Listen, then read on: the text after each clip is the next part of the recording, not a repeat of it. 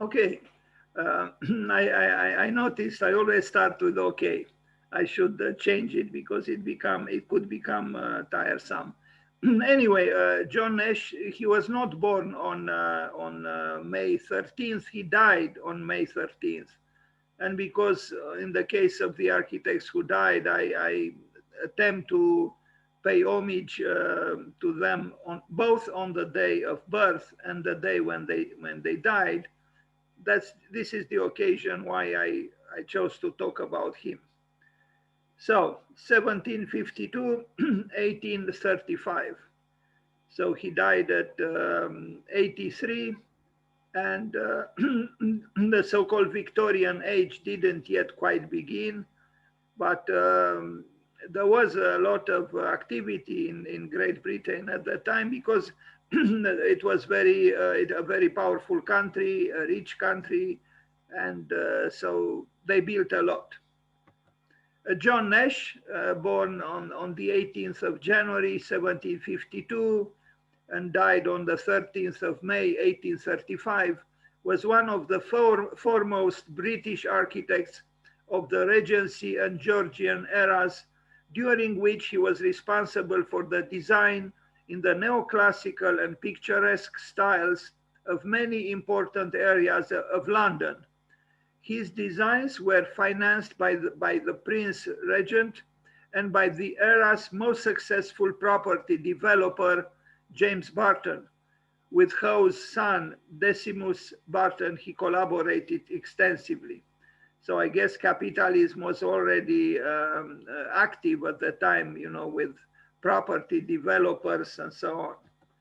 Nash's best known solo designs are the Royal Pavilion in Brighton, Marble Arch, and Buckingham Palace.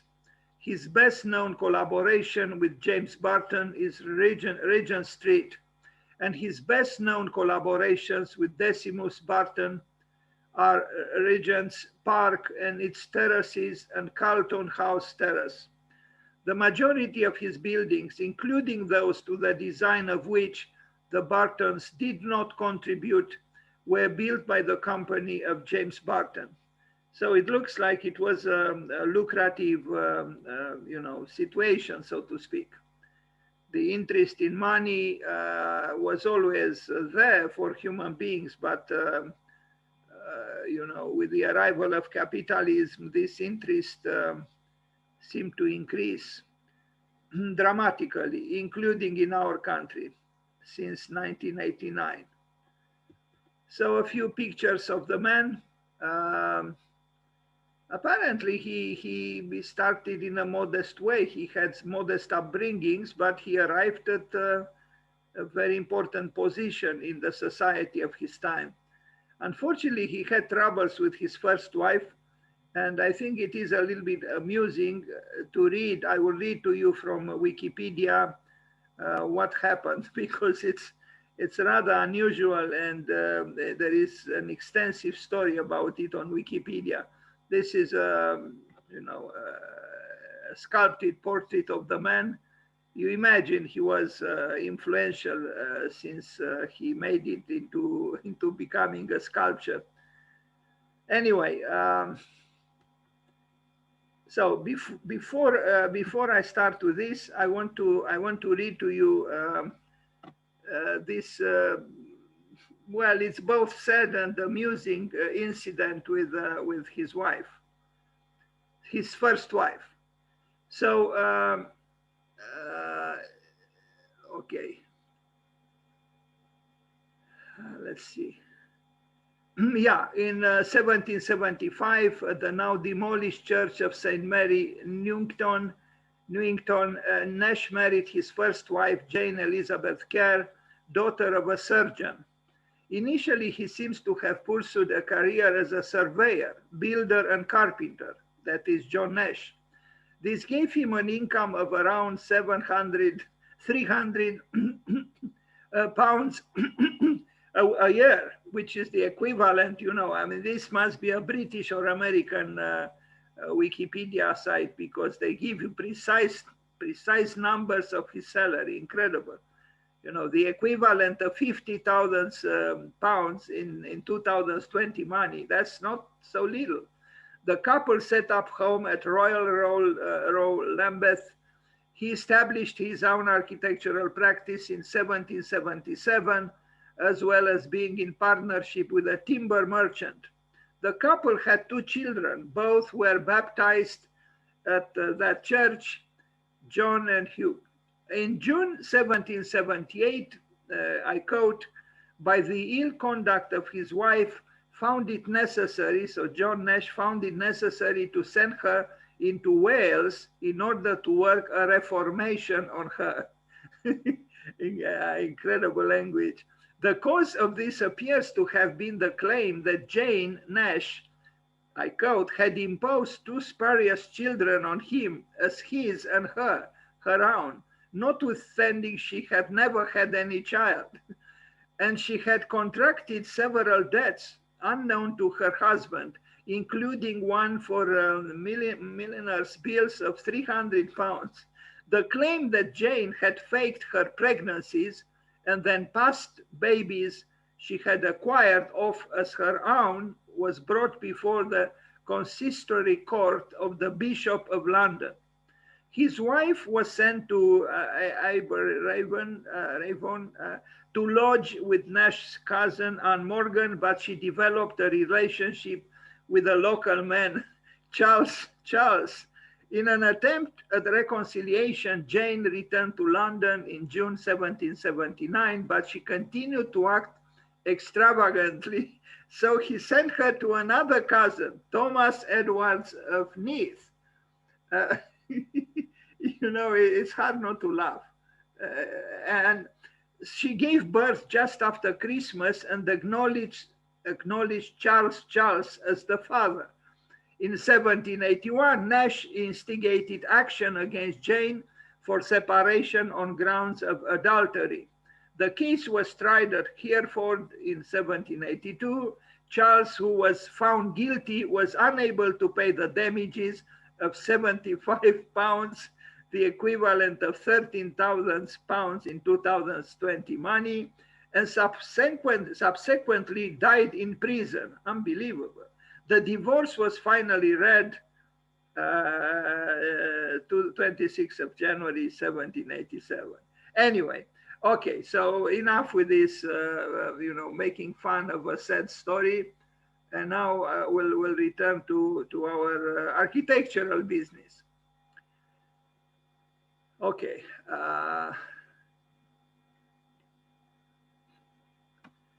The Quarant, Regent Street, since rebuilt. Well, this is an illustration. Unfortunately, you'll see this is a review, kind of an aide-memoire of his works, one after the other, and only some of them I develop a little further. The truth is, as I said, I was almost ready not to make a presentation today, but then a feeling of guilt made me decide to make this presentation. I don't like his work, but not all of it. There are a few things that, anyway, I'll continue. The Royal Pavilion in Brighton. This one we are going to look at in more details, I think, later. And this is interesting, you know, because it has influence coming from India and, you know, from Southeast Asia. So the exoticism of those far away lands made him create in a more and less inhibited and inhibiting way. And this is, you know, by any means, by any standards, an interesting building. So Buckingham Palace, East Front, as designed by John Nash. Everybody heard about this famous palace. What can we say? You know, the man, strangely perhaps, he, well, maybe not so strangely, many people have dual personalities. On one hand, he did neoclassical architecture. On the other hand, what was called and is called picturesque architecture. In a way, they are opposite. You know, the neoclassical can't truly be picturesque. and the picturesque cannot be neoclassical. John Nash's tomb in St. James Churchyard, East Cowes. So we look now at his tomb. Not very gracious, you know, but I'm sure he doesn't care about it. I don't know if he designed it. I hope he didn't, because it's really a big stone and nothing else, in my opinion. Anyway, what can we say? It was the 18th century. Architectural model of the Marble Arch, about 1826, designed by John Nash, which is now at the Victoria and Albert Museum under that number. You know, an arch, a triumphal arch. And what can we say? We don't do this sort of thing these days any longer. All Souls Langham Place. This is a church which exists in London. And what can we say? You know, it's unusual, you know, in a way, for a church. Yes, there is the spire, but otherwise it could have been even a bank. And it is, you know, I mean, the entrance. It is interesting, but I don't know. Maybe some people like it. I don't. The interior, yeah, it's a nice room, but is it a church? I don't know. It claims it is. It's this body of work right here. The more interesting part is at the entrance, but they don't seem to have anything in common, the two. So, you know, is this the Georgian style or the Regent style? In my opinion, great architecture, at least this is the modernistic perception of things, has nothing to do with styles. From what I know, you know, important modern architects hated the idea of a style. They didn't want to, you know, create within a style. In fact, modernity itself was a protest against styles. But this was the end of the 18th century, the beginning of the 19th, so we can't be too harsh.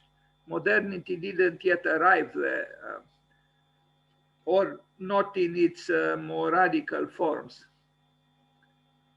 It's a correct room, I guess, but I don't have the feeling that it is truly a church as I was raised to think of a church. Anyway, St. Mary Haggerston, another church, but this is just a, you know, a graphic representation. Now this one looks more like a church, for God's sake, but I don't know. Is it creative? I'm not so sure. He built a lot, this man. The Rotunda at Woolwich. This one is interesting. When he allows himself to be visited by Southeast Asian models, I think he produces intriguing work.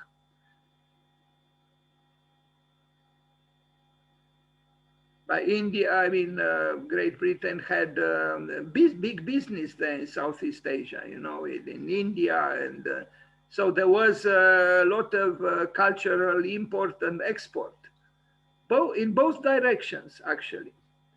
Cumberland Terrace. Now, this kind of, he filled London with this kind of buildings.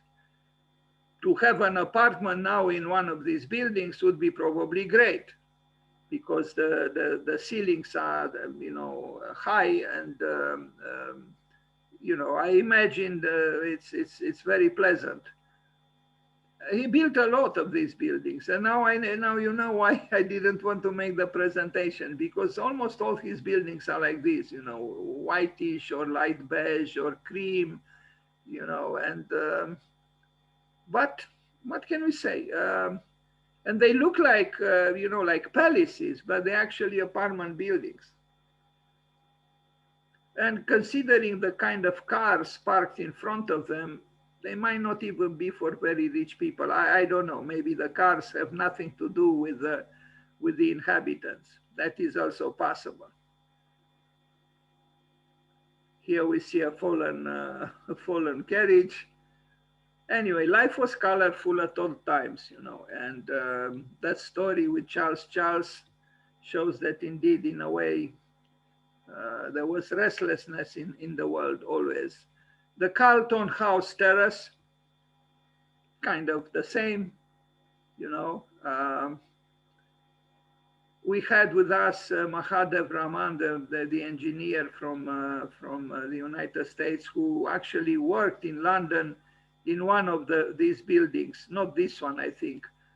Over Arup, the great engineering firm, had offices in a building by John Nash. Theatre Royal Haymarket.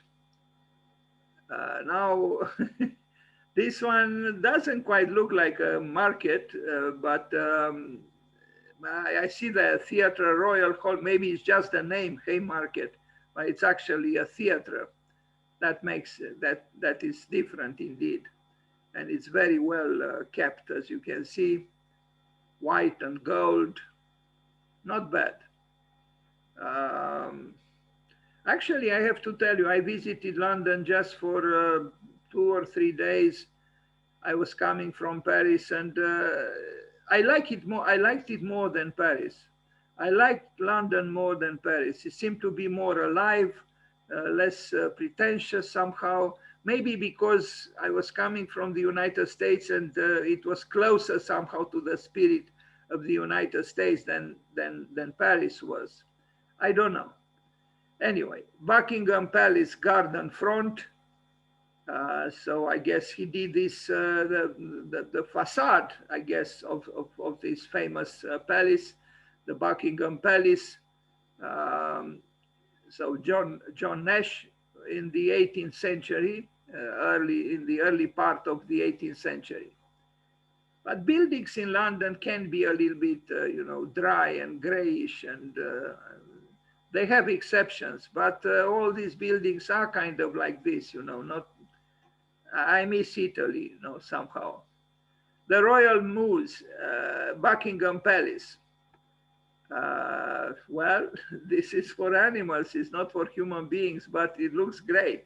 I wish I was an animal myself, a horse. Not bad. Actually, there are several very interesting buildings built for horses or for farms by important architects in Victorian England and pre-Victorian England. Park Crescent. Now, this is probably you know, almost a famous location. I mean, address in London, but besides the fact that it is curved, what can we say? You know, it's very well kept, but I don't know. For my taste, a little bit too whitish or grayish. But I wouldn't mind at all having there a room at least. West Side Park Square, John Nash again. So truly, he built lots of urban palaces with apartments, I guess, you know. Now maybe there are offices now there, you know. It's hard for me to imagine that. I mean, you cannot see, you know, truly. I mean, I like to imagine that there are offices here, but who knows? All the curtains are the same, and there is a stylistic unity here, which makes me believe that perhaps there are offices, perhaps. I could be wrong. Now, the marble arch that we saw the model of, here it is in reality, so to speak, grayish again. I think we need some talented and vehement graffiti artists to take care of the buildings by John Nash, to bring some life into them. Or maybe he was depressed because of what it happened to him with his first wife. That is also possible. You know. Although I understood he married again later and he had a successful marriage the second time. Chester Terrace, very long buildings actually, you know. I mean, this man, he probably built half of London. It's incredible.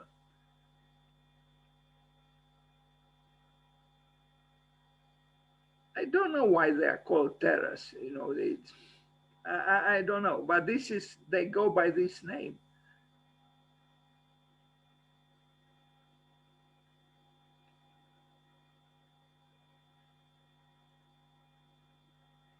Clarence House,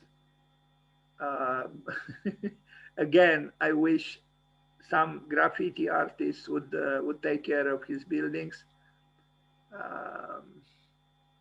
I mean, why shouldn't his buildings be as colorful as the Yellow Submarine by the Beatles?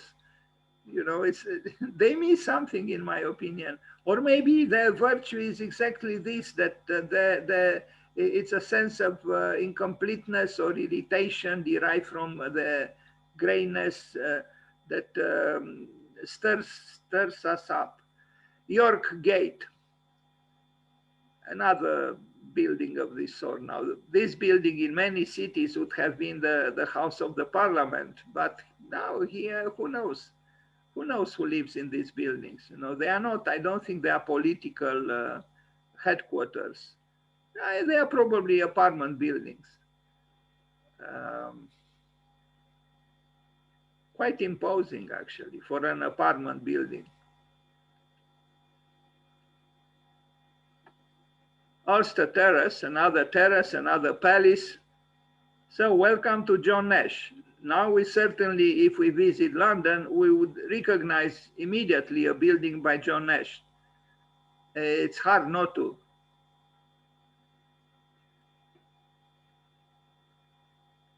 No cars on the street, incredible. Here also, you know, no cars.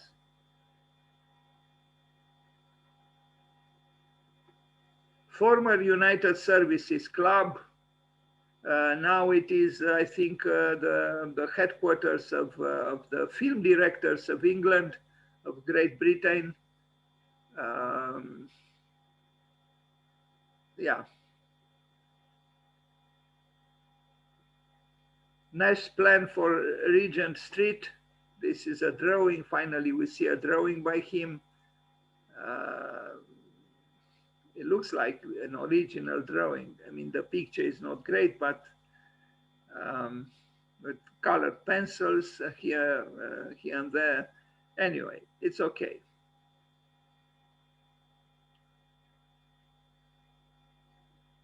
Conservatory, Kew Gardens. This building is acceptable, you know. It reminds me of, I think it's the Opera, if I'm not mistaken, in Barcelona by Ricardo Bofill and Taller de Arquitectura. But this is, you know, conservatory.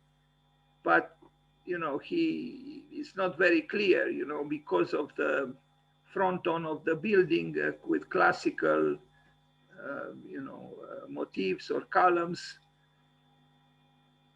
What can we say? Indeed, neoclassical architecture. But this one is kind of acceptable because it has the large windows on the long facade, but also on the front facade. And so it has also a kind of a, you know, industrial look a little bit, combined with historicism. So the extensive glass you see also in the roofing adds this industrial touch, which I think makes the building more interesting and more hybrid.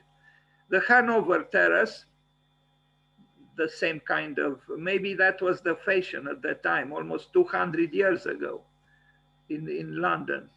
There was a central part which was, you know, more emphatic, but otherwise it was just a band of, I mean, you know, a long building with identical windows.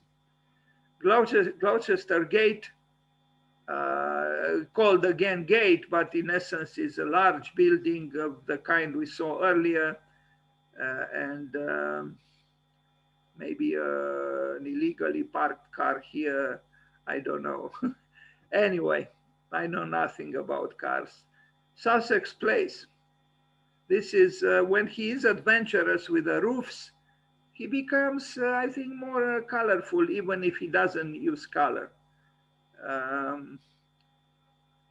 But the building is a little bit interesting, and you can see a certain influence coming from the east because of those cupolas.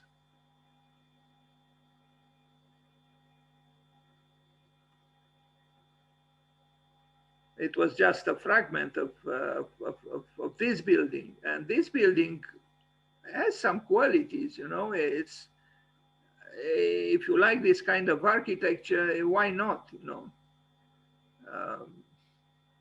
and it's remarkable how well kept it is. You know, it's yes, it was refurbished, but this was, you know, this is 200 years after it was built.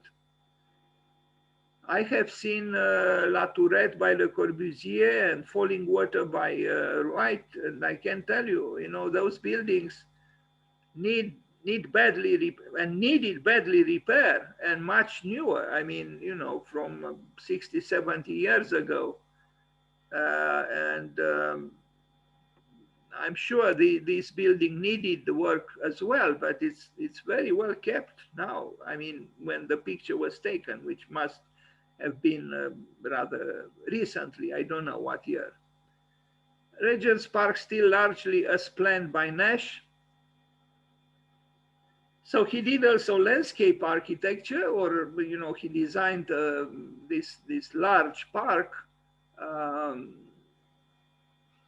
Nice, what can we say? You know, it is my belief that an architect can do architecture, can do urbanism, can do ruralism, if there is such a thing, and can do landscape design, and can do object design. And we are going to see tomorrow a very skillful designer who was also a skillful architect, and vice versa. I think great architects or important architects, and even those who are less so-called important, I think it's a matter of design. You design an object, you design a city, you design a villa, you design a, you know, a building, you design a park.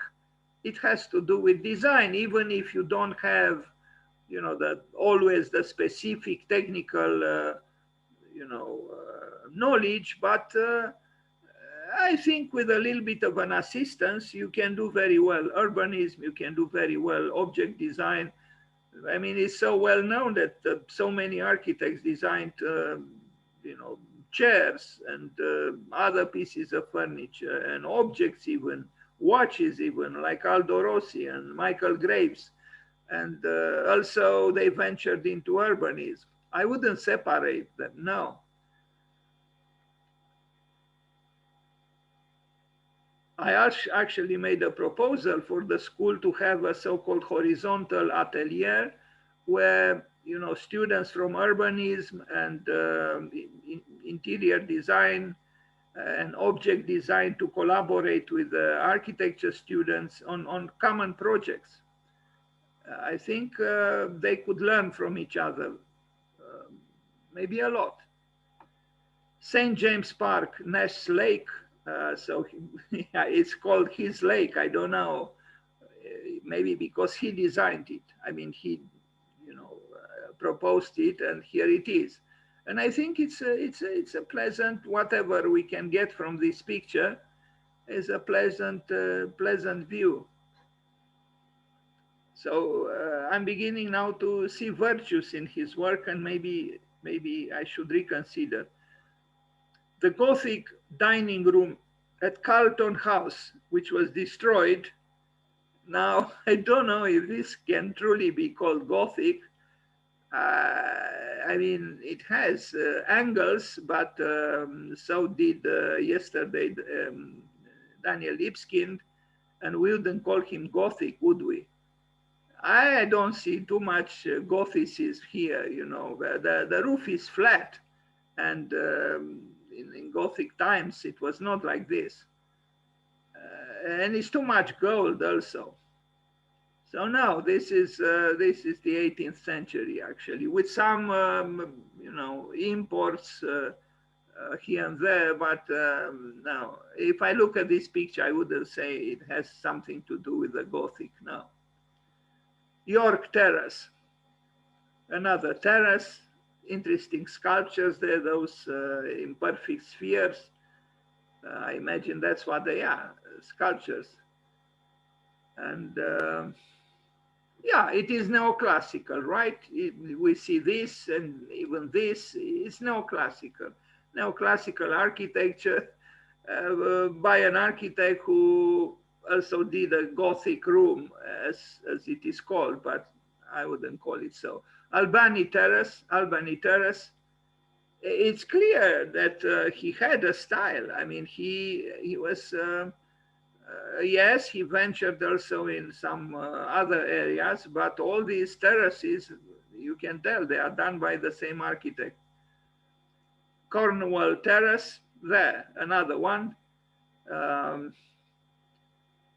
And again, in a different kind of city, a smaller city, a less ambitious city, just take this in your imagination, take this building and place it on a you know, in a very small town, or in a, you know, in nature in a way, you know, in a big park, or it would look like an incredible palace. But in London, where there are so many buildings and the city is so big, you know, maybe you don't even particularly notice it. Blaise Hamlet. Now, this is the other side of him, you know, this is the picturesque. In fact, it is a highly alarming picturesque, if I am to use such words, a highly alarming picturesque.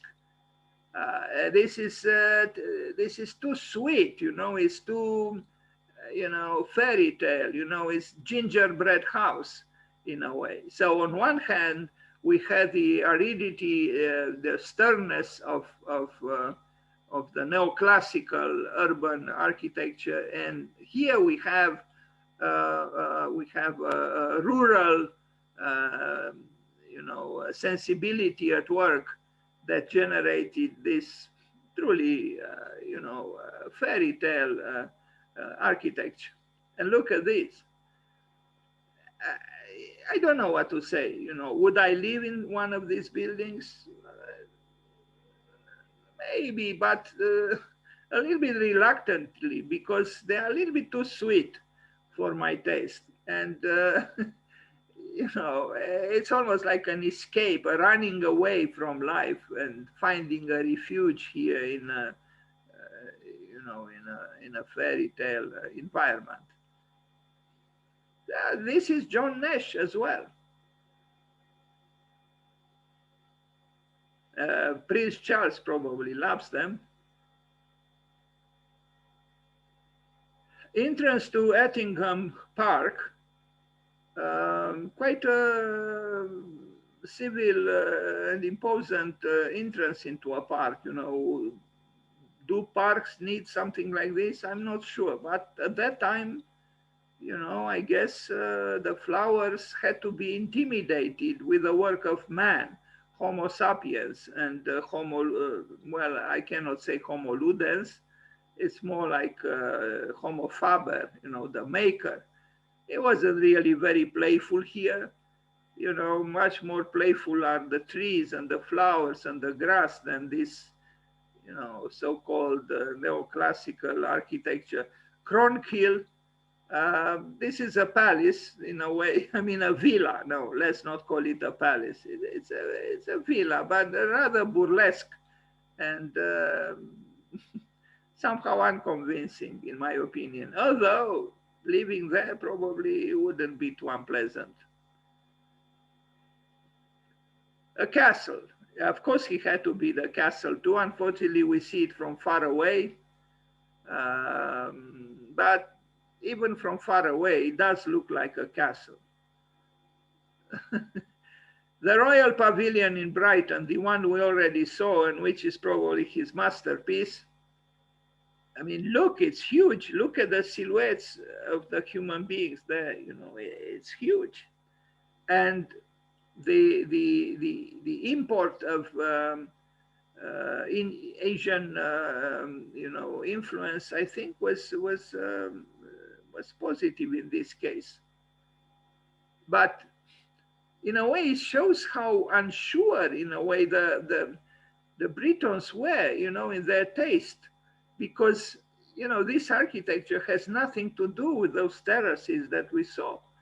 And, you know, it's kind of amazing that the conquerors, the colonists, were colonized aesthetically by the architectonic culture of the land they conquered. And it's strange somehow, you know. It's not Christian even, you know. This is not a Christian architecture, but it's probably his best building. And there are here insinuations of other parts of maybe India. You know, again, it shows to me that they were not, and I don't think it's because they were modest, that John Nash was modest, so he just allowed the influences coming from Southeast Asia to reach him.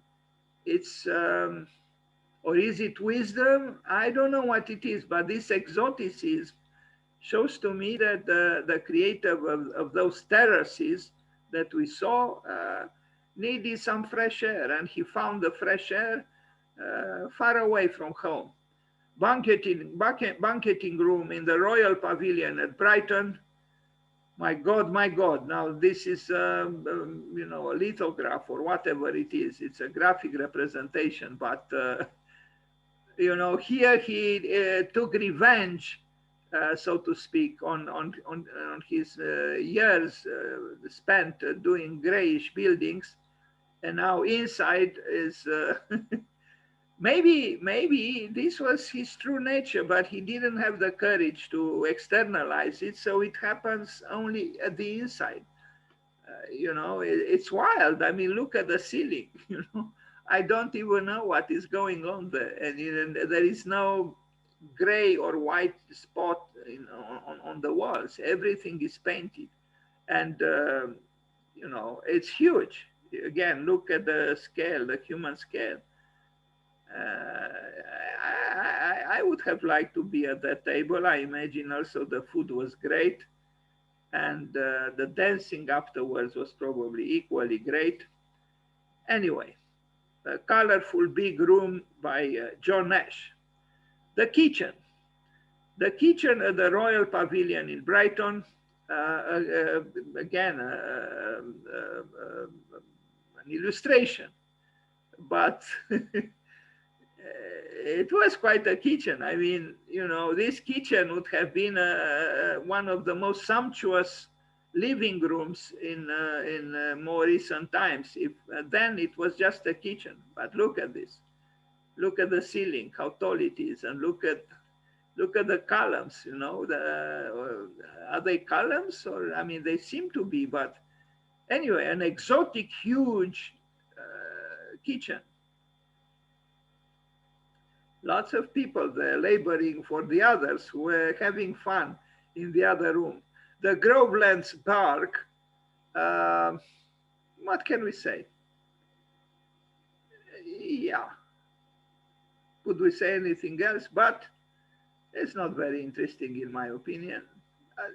Anyway, Witley Court, big, and it seems either incomplete or I don't know. It was ravished by war or something happened to it. You know, these are just elevations, but there is nothing behind except the sky seen through the windows. It was probably either ravished by fire or something happened to it.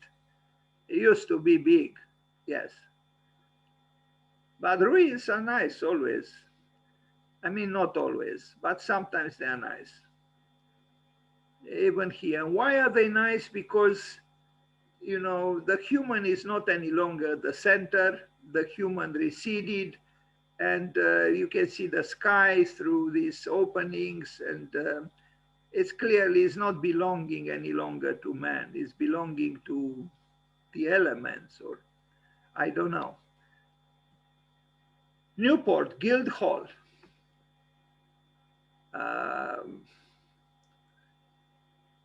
I don't know exactly what it is. Now I see the tourist information. It's a civic building of some sort. Maybe once it was a city hall. I don't know. Neoclassical, but the tower has a little bit of a rebelliousness in it, if we consider at least a darker shade of gray. The Sandridge Park, another neoclassical building. Longner Hall. Now, when he turns towards the neo-Gothic, and it seems that Augustus Pugin, the great neo-Gothic architect, worked in his office when he was very young. Well, he died young, but when he was very young, he worked as a draftsperson in the office of John Nash. And then Pugin went on and built, I think, 40 churches, and he also worked at the Westminster. He did that famous clock, and he died at 40, madly in love with the Gothic, and he published books, he designed furniture, he loved the Gothic. And anyway, John Nash, this might be this is clearly, with neo-Gothic elements as opposed to all the other buildings that we saw previously. Luscombe Castle, yeah, it's a castle, but castles are obsolete somehow, and I don't vibrate to castles in general. Remains of Ravensworth Castle. Well, to remains of castle is easier, I think, to respond emotionally, because a ruin in general is evoking the passage of time, and you can become melancholic. But the Chalfont Park, I don't know if he designed only the park here or the mansion as well. Anyway, John Nash built a lot. Knepp Castle. This is indeed another castle, and it's interesting how the vegetation climbed on the building, and then at the top, you wonder what is this? Kind of a horizontal tree. Anyway, a castle, yes. Sandridge Park, a neoclassical building with a dome there also, and it must be probably beautiful to live here, and have this terrace and contemplate the park, and imagine you are living in an observatory and you can contemplate the sky at night, and life could be indeed very, very enjoyable. Sandridge Park in Devon, another whitish grayish building, with some people and some dogs, enjoying the grass and the good weather. St. Non's Church in Lanners, I can't read this word, sorry. It's a church. And I like these rural churches, these smaller churches, and there are other architects in England. They built a lot of churches. So in the 19th century, there were so many churches built. And these rural churches, I like them, even if their architecture is not glorious, like in this case, it's not a glorious building. But you see stone, and the scale somehow is difficult not to like, small churches. Temple Druid, he even built, but it's just a ruin, and I don't know where it is, actually. The Temple Druid House. If you see it, I don't quite see it. Anyway, Clytha Castle,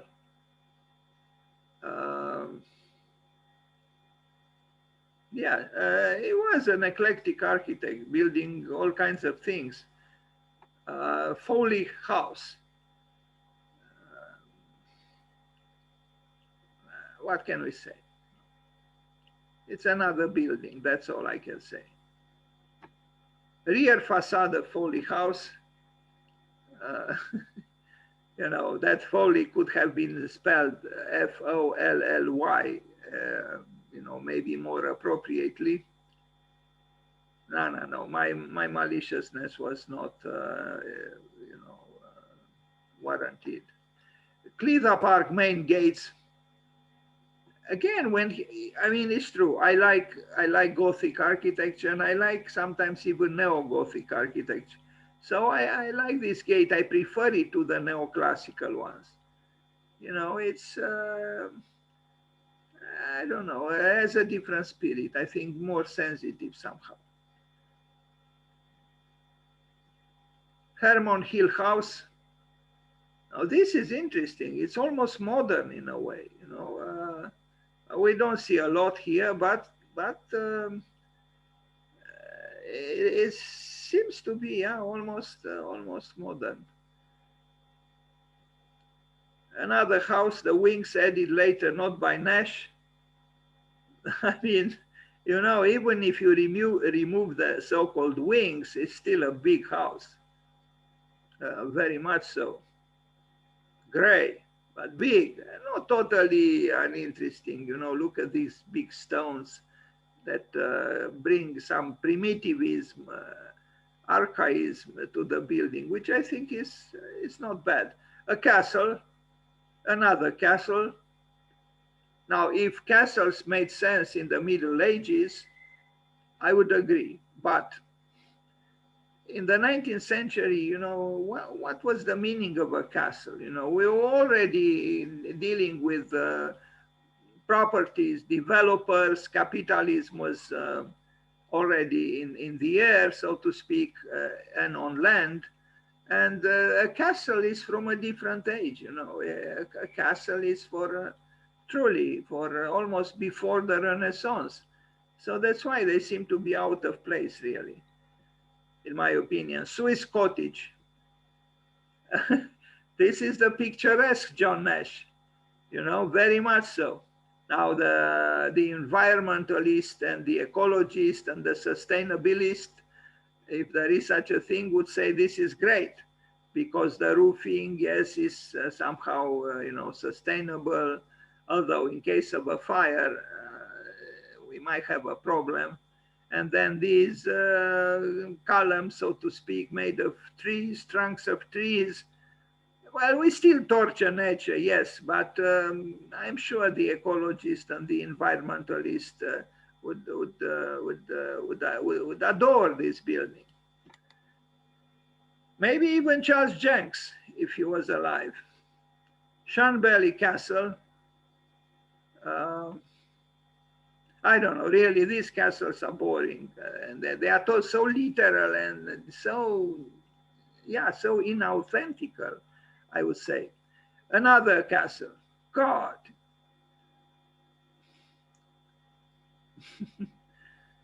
The helicopter probably lands in front of the castle, if not on the terrace, you know, and what does the helicopter have to do with the castle? Nothing.